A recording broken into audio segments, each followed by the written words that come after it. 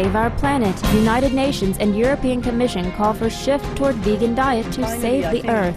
We are at the stage where the issue of sustainable consumption, which has long been talked about in the corridors and in the back rooms, but never frontally as an important item in public policy, has now come to the fore, is now very much on the tables of governments and the United Nations system. The United Nations Environment Programme, or UNEP, and the European Commission have jointly launched a major report calling for radical change in the way that economies use resources known to be dwindling at alarming rates in order to minimize environmental impact. The study, titled Assessing Environmental Impacts of Consumption and Production, Priority Products and Materials, identified two leading causes of environmental pressure: fossil fuels and agriculture, with specific attention given to the livestock raising sector. And so what I see is that actually meat has a higher energy use per calorie produced or per kilogram produced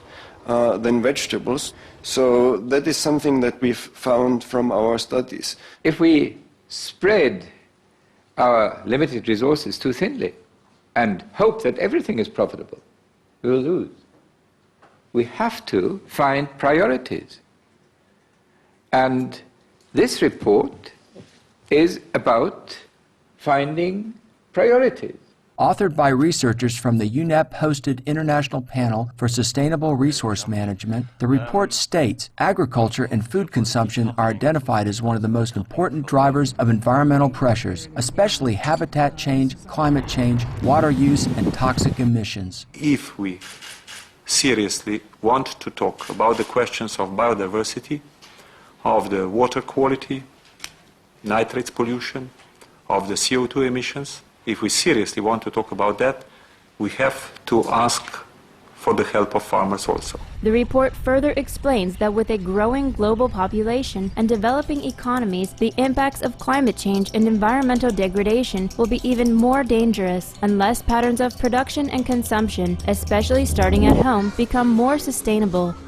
As Minister for Water and Irrigation in Tanzania, I noted that the report highlights the agriculture as one of the key production activities in need of improvement.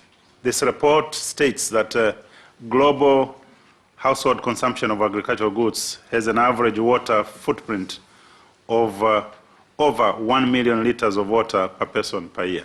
Particularly highlighted is the fact that an unsustainably large proportion of the world's crops are currently fed to livestock, resulting in such damaging effects as excessively high water consumption and toxic use of pesticides and fertilizers, with the report saying that a global drop in meat consumption is vital to avoid devastating consequences. The authors state a substantial reduction of impacts would only be possible with a substantial worldwide diet change away from animal products. About the consumption of meat, the answer would pretty much go into the same direction.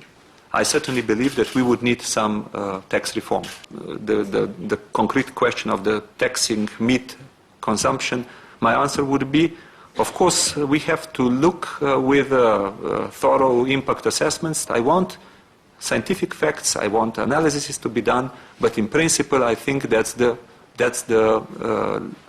direction in which we should go.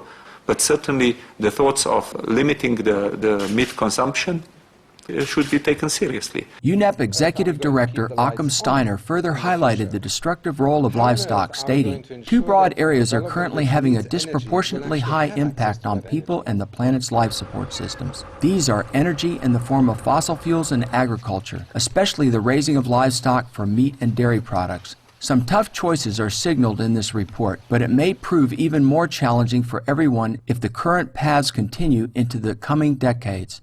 What is the role of livestock, for instance, in terms of climate change, but also what is the consumption of livestock and the increasing use of meat, for instance, in our diets?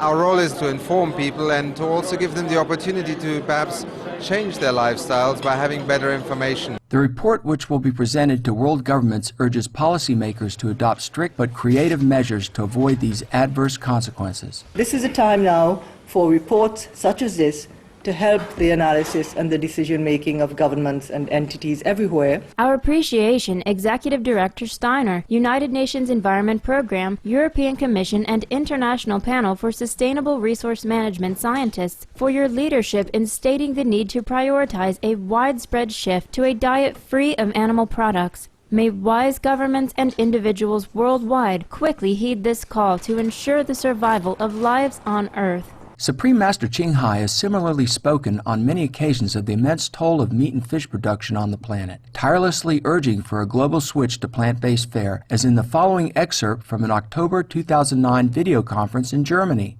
But even though our predicament is very grave, we do still have time if we act now.